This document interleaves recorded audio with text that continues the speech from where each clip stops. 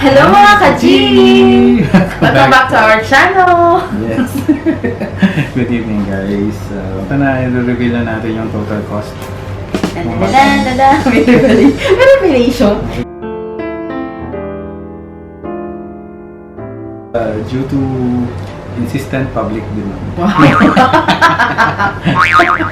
Hindi kasi marami rin mga nag-message sa amin. Maraming nagtanong kasi di ba parang in-upload namin yung IVF series. Yes. The procedures na ginawa namin. So there were like questions that arose na you're asking how much is the cost ng IVF dito sa Kuwait. And of course, we're making this video today for you guys to know how much did it cost us, the actual cost that we spent. And for you then, of course kasi, pero disclaimer pa rin, iba-iba yung costing. Yes. Depende sa hospital, depende sa doktor, depending on who is conducting your IVF procedure. Okay, so yun. Actually, we kept track of all the expenses that we spent. Siyempre. Diba? Kasi nga, ka-G, diba? Not just document it, but for us to know kung may budget. Yeah, of diba? course. Kasi, At the end of the day, we are just only working couple, so we are trying to save for that only. Yes. So, based on our estimates, parang okay naman na yung naipon namin for the procedure. So, we had the procedure eventually. So, for you guys down there, just as a heads up then, before you do anything that is, committing to somebody, you should be prepared, not just, emotionally, but also financially. Kasi, of course. Bawat galaw ng tao, you will require, of course, to spend something. Meron kaming folder to keep track of everything. And one by one, we will discuss what is the cost no procedures na ginawa namin. The purpose of this folder is to keep track of all the procedures. It's very important for us kasi mas naaalam namin kung magkano na ba yung nagagastos namin. Not just, of course, na nagagastos. Yes, so lahat. Also to know kung ano na yung procedures na nagawa nyo. And so that, if you happen to visit it again, unfortunately nga, hindi kami nakabuo through IVF. You know the procedure, the sequence of how it happened. So that next time, if you do it again, you have a perfect idea how to, prepare yourself for the upcoming procedures. Okay. Okay, so let's start. Start with the question number 1. Yeah, so I have a series of questions here. Question and answer pala. So, Are medications, tests, lab work, and consultation included in the cost of treatment? ay, hindi siya sasabihin sa inyo eh. Initially, if you visit a fertility doctor, syempre, ano pa rin yan in the end of the day, parang marketing on their part. So, they'll just say that, it'll cost you this procedure, 1,200 and another procedure, 300. So, parang ikaw, as 1,500, kayang pag-ipunan, di ba? Now, we're talking about dinar here, Kuwaiti dinar. Okay? So, each, kasi yung 1,000 KD is around 150 to 160,000 depending on the exchange rate. If you convert it to Philippine peso. So, if it's like 1,500, so 200k, parang yakas. Okay, Yakang pag-ipunan, di ba? Pero, behind that cost, are actually the procedures, laboratories that were not mentioned, and kailangan mong gawin before you arrive at this point, before you do the egg transfer, for example, and then egg retrieval, parang egg transfer, bago ka mag-arrive sa procedures naman, you need to do a series of preparation, diba? And of course, it will require money, which is in here. Yes. The green folder. Actually, I want to share you our experience, no? Nung last time, nung nagpa-check up kami, so binigay sa amin yung cost, how much. Sabi ng doktor, 2,500 KT. So, nung naisip namin mag-asawa, 2,500 KD? Carry, kaya. That's why we opt to start the procedure. Then, Instantly, parang same month cycle. 2,500 KD, so may savings kami 2,500 KD. Pero hindi namin alam, at hindi nyo alam, na dapat yung malaman, na yung 2,500 KD is the only procedure for the doctor. Yung laboratory, medications, mga visit na iba, hindi siya kasali doon sa mga procedures ng 2,500 KD.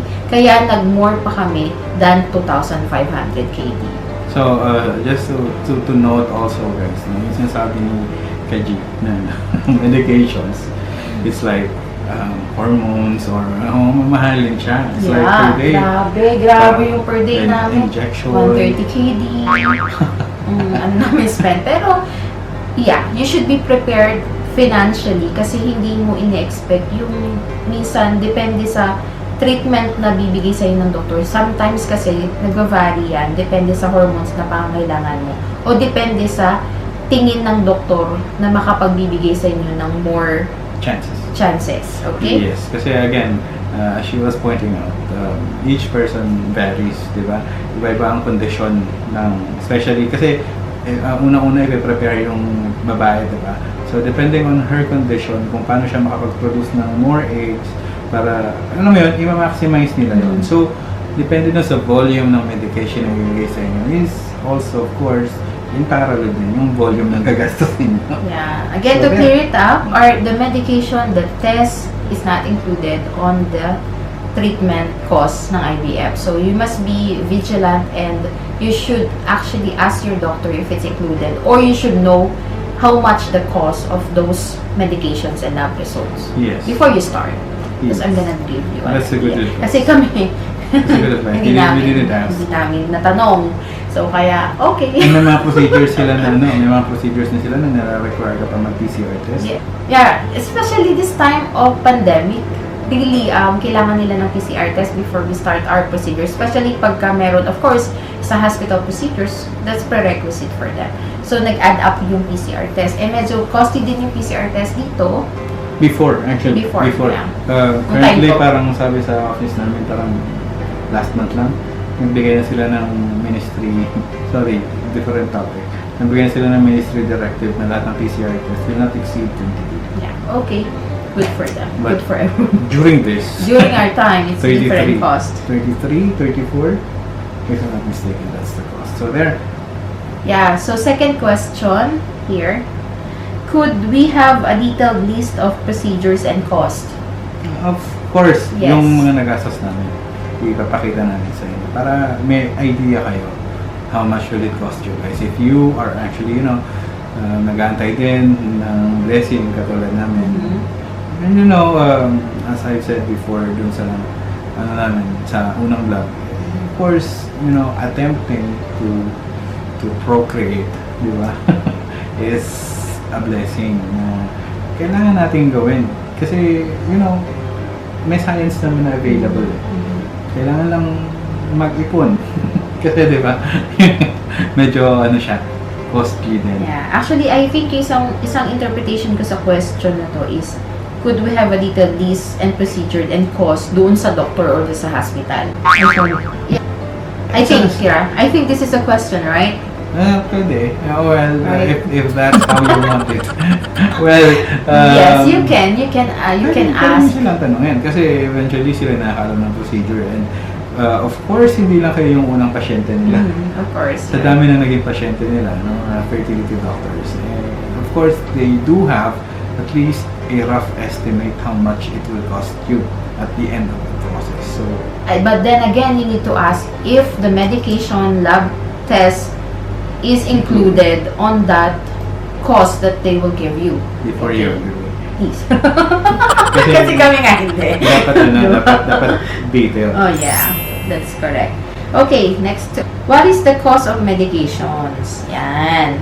The medication in IVF is a powerful hormone. That is why it's costly. Normally, the entire medication will be almost 1/3 of the entire IVF cost. Yeah. And also, the medication varies from patient to patient. Depends on the doctor's findings on the couple.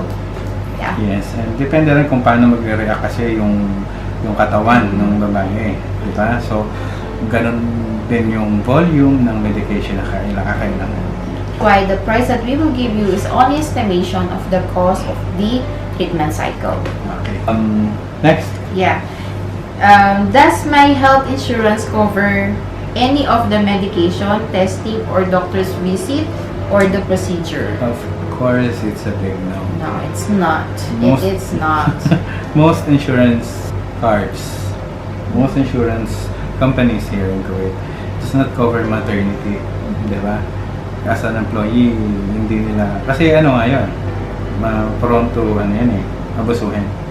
Especially with IVF, because it's not Yes. part of the maternity, right? So, normally here in Kuwait, they just cover the pregnancy, but beforehand, the pre-pregnancy, they were not gonna cover it. That's why it's not covered here in Kuwait. I don't know with other state in US. I think some state covered that, but I don't know. Depending on the Depending insurance on the- policies yes. that you hold. Pero, I do think that most parts of the world will not cover IVF because ano nga siya, parang sa totoo lang, it's parang luxury eh. Alam mo yun, kung sa Pinas parang treat mo IVF is a luxury kasi dami-daming overpopulated yung Pilipinas, di ba? Though maraming cases na hindi nagkakabili pa rin yung mga couples, pero parang ano siya, as a health insurance provider, you will not, of course, kung sobrang mahal nung premiums na binabayaran mo, baka pwedeng i-cover nila. Depending on the policies that you guys signed up for.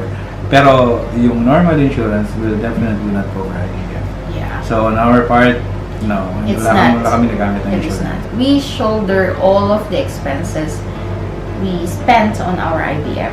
Okay. That's why, totoo lang, said kami. Medyo ipon ulit kami actually. Ipon mode. Ipon mode kami ngayon. Ipon mode. But, yeah. Okay, so what are the tips that we can give to them? Ngayon, tips, I would say, very vital dito yung support system yung mag-asawa. Not just for their husband, but also for the wife. Kasi, you know, when we met our fertility doctor, parang right from the first meeting agad, parang may disclaimer na siya eh. This is not 100% procedure. Of course, we know that upfront, di ba? Pero, syempre, parang galing na dun sa doktor mismo na parang, ano, na magkakapag-asa kayo na magka-baby, tapos sasabihin sa inyo na parang this is not 100% procedure. Parang, teka, di ba? Pero, I would say na ano lang sila, parang ayaw naman nila na isagad yung hope ng lahat ng patients nila. Kasi, syempre, it's a 50-50 chance and only God knows kung talagang ipoprovide nila sa inyo eventually at the end of the process. Marami namang success stories and also, marami din, on the other hand, failure stories. So, yun, support system is a must. Kasi, whatever happens sa result, you should be, you should be there for each other. Parang, walang iwanan talaga yan. Kasi, syempre, alam naman natin na yung mga babae is more emotional sa atin. But, syempre, kapag mas naging emotional pa tayo, saan pa sila humugot ng lakas, diba? So, somehow, you need to be strong, ano mo yun? Man up. Ano mo yun? To face whatever the consequences. Just Yeah, be and be there. there. Yes, Yeah. that's it. Well, I think one of the vital role of a husband is provide the money or financial. Aray. So you should provide for the whole treatment. You need to work hard, guys. Yan tayo eh. Okay, next step. No, just kidding. Anyways, Next for step. me, that's the only tip that you can give them. Hindi, kailangan ako yung last. Okay, for me, I just wrote it up here. The first tip that I can give you is to keep track on the procedures by creating journal. So this is my journal. So every day I wrote on my journal. So parang to keep track on all the adventures and all the, you know, all the experiences that we had in the procedures. Yeah, so makikita niyo yan, nakalist siya dito. Create a folder and keep all your receipts to check all the records. Tama. For the future and also That's a for good the thing. record keeping as well. Record So, is well yeah. done. This is the folder that we had. So, alam niyo po, makikita niyo yan lahat isa-isa. Nandyan po yung mga procedures when the first visit that we had. And, lahat ng receipt, lahat ng mga prescriptions, and also the notes, how much the medication cost, lahat ng nandito. So, nilagyan namin, even the date. So, nakalagay siya, naka-note siya sa akin. Para walang lusot, di ba? Walang lusot si Mr. Just so. Para walang lusot yung pagkwenta. Okay, siyempre. So, at the end, of course, makikita nyo kung malay nyo, gusto nyo ulit magpa-IVF for the next time, at least you have the idea of how much you need to save again. Right? Okay. That's for me. So, yan. Pati yung mga medical results and lab results, yung mga findings yan. So, nandun siya lahat. Pag sinabi mong IVF cycle or IVF treatment, you have one folder with you. So, next tip, be ready on any possibility of failure. As the doctor told us, as my husband told us as well, that is not 100% guarantee. Actually, ito pa yung isang tip na pwede kong ibigay sa inyo. Kasi, yung on my fresh embryo transfer, on my first procedure, wala akong na-join na group. Pero para kasing walang nakakaintindi sa akin because it's a different journey from the rest. So, parang wala akong mapag-sharean. So, mag-share lang ako sa asawa ko. But, yung support system with the other friends, kasi parang hindi nila mag-grasp kung ano yung pinagdadaanan ko. So, what I did in my frozen embryo transfer, actually, I joined a group which is lahat ng mga nag-IVF. So, nandun lahat. May ganong group sa Facebook. I'm gonna post it here. Pero, ang laking tulong niya sa akin kasi nakikita ko yung mga journey din ng mga wife or the couple na nag-undergo ng IVF na nakikita ko yung journey na, ay, ganito pala yung nangyayari sa kanila. And it helps me somehow kasi nakaka-connect ako sa kanila and nakaka-connect din sila sa akin. So, I share my struggles and my adventure. And then eventually, they give a comment, comforting comment to me. Okay, that's why nakatulong siya sa akin na malaki. If I were you, before you start your journey, you should join in a group na para dun sa mga IVF na nag-IVF na mga couple. Kaya ang ginagawa ko, lahat ng mga gustong mag-IVF, sabi ko sa kanila, join kayo sa isang group na makakatulong sa inyo para guided din kayo. Kasi mas maganda yung merong kausap na connected dun sa pinagdadaanan niyo. And of course, my family and our family supported us all throughout. And iba pa rin kasi yung meron kang mas makakaintinding community sa mga pinagdadaanan ng mga And asawa. yes, take note na yung group na sinalihan niya is like worldwide yung mga Yes. members doon. Alam mo yun, mandami nila. Parang everyday merong nag-share bakit masakit yung chan mo. Di ba? Parang it's like, you know, it's a good avenue for you to, you know, connect, relate sa isang community na ganito. So, it really helped her, especially kapag nasa trabaho ako, mag-isa lang siya dito sa bahay. Yes. And I want to share you, akala ko nung una, ako na yung pinaka-worst person or we're the worst couple in the world. Pero nung nag-join ako dun sa group na yun, mas marami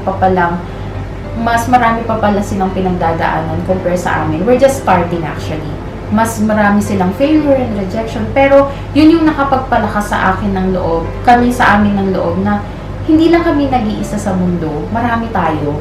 And kaya tayo mawawalan ng pag-asa. Kasi eventually magkakaroon din tayo ng anak, guys. Diyan lang kayo. Sabi ko na nga, be. Well, Kasi mahirap. save the emotions. It's okay. Don't worry. Naalala ko lang kasi yung journey namin. Hindi kasi natuloy, of course, pero naniniwala kami na hindi pa siya time for us. And hindi pa binibigay ni Lord. Darating din yung tamang time sa amin. This is the best explanation for it. You know, oras-oras lang. Kapag hindi yung para, Alam ko kasi maraming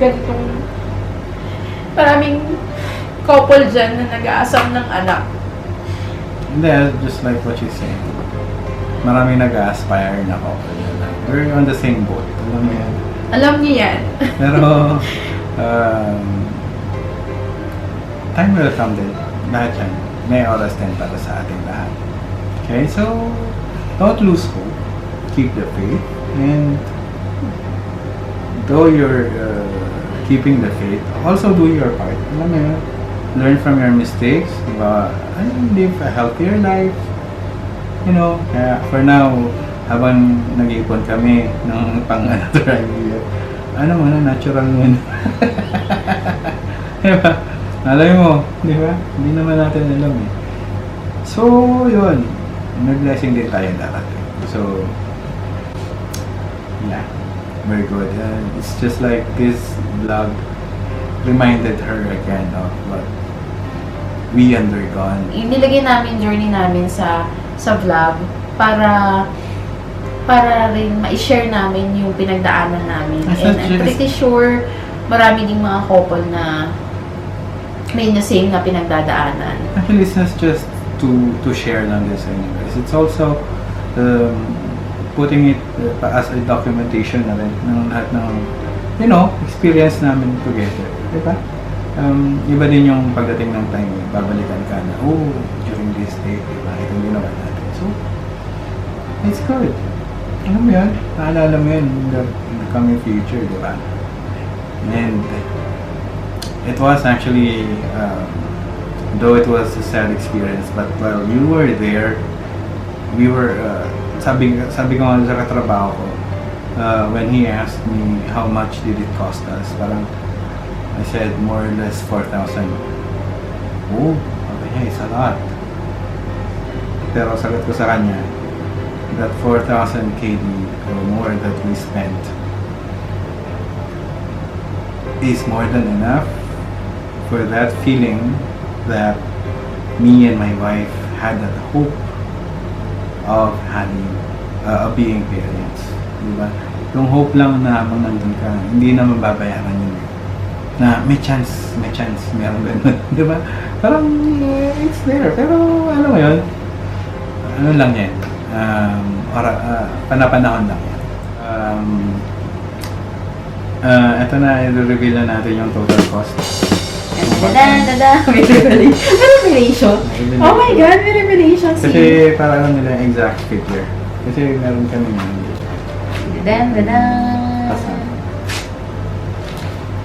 So magkasama na sila. Okay. Do you think magkano? Oh my God. May para sumagot sila. Diba? Magkano kaya tingnan? Tingnan mo lang. So, lahat-lahat po ng aming nagastos. Ito na, handwritten na lang guys ha. Hindi na ako nagano. So, kasi nga ito na siya. So, pati yung frozen embryo transfer and pinagsama na namin yung frozen embryo transfer and the first transfer that we had before, dalawang procedure na to. It cost us 4,293.33 KD. So yun, so 4293 is almost 43, it's around almost 700,000 pesos. Yeah. So, ayan po siya. Wala pa dyan yung mga pamasahe, wala pa dyan yung mga kain Meals, sa labas. kain sa labas. Siyempre, kailangan, diba? So, wala pa dito yung iba. So, kasi beforehand, meron na kasing mga lab result kami na pinakita. Baka mag-add up pa ito kung mag-start talaga kayo. Kasi may mga, before ba kaming mga treatment sa ibang doktor, kaya meron na kaming mga result like semen analysis and ano ba yun? And some lab results that we have. So, previously. So, yun. Kaya mas mag-a-add pa to. Baka po, kung sa inyo to, more or less 5,000. Maybe 5,000 KD. Okay? Pero, para sa amin, medyo, of course, kaming dalawa, alam mo na ako, alam niyo na po ako mga kansi, na medyo wais, na misis, kailangan saan medyo sakto doon tayo. Medyo Tipid. So, di muna kami. So, ano lang. Ayan po. Sa ngayon, ito po ang cost ng aming IVF treatment. 4,293.33 KD. Ayan. So, Yeah. there. I do hope that you learn something from our journey with IVF. And to you guys out there who are planning and doing the same treatment, don't ever lose hope. Kasi Never lose hope. Kasi alam mo yan, habang may buhay may pag-asa. Diba? Alam mo yun? And lahat ng gagawin nyo na para magka-baby, lahat ng pagkakagastusan, it's always worth it. Kasi ano yan eh, parang gift yan na binigay sa mga tao para magkaroon ng angels.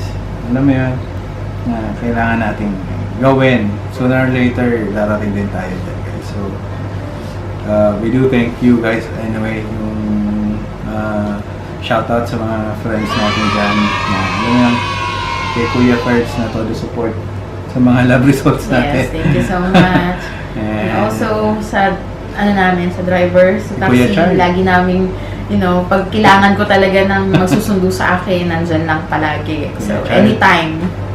And of course, our family here in Kuwait, sa Duplex family, mga kasamahan namin sa bahay. Tapos sila nanay, sila Of course, special shout out to Gladys Caritativo kasi siya yung palaging nag-inject sa akin. Ito kasing asawa ko hindi marunong mag-inject. Ayaw niya. Takot siya. So, yeah, buti na lang meron nag-i-inject sa akin. So, ayan. Mahirap kaya yun. Anyway, again, thank you for all your support. And we do appreciate it a lot. So, yeah, until our next journey. Actually, for me, it was indeed a tough journey. And I'm willing to sacrifice for the sake na magkaroon kami na anak. But then again, it's not yet time for us. And I do hope for the next time that we are going to share with you something that I'm gonna be pregnant. So hopefully, just pray for us, for our marriage, and always follow our vlogs. Malay nyo, sa susunod. If you like this video, don't forget to click like, share, and subscribe. And also, if you have any comments or suggestions or any questions, just put it down on the comment down below. And ako po si Hanilo Castillo Bonifacio na nagsasabing, ano man ang hamon ng iyong buhay, go, go, go lang mga ka-G! Sure na!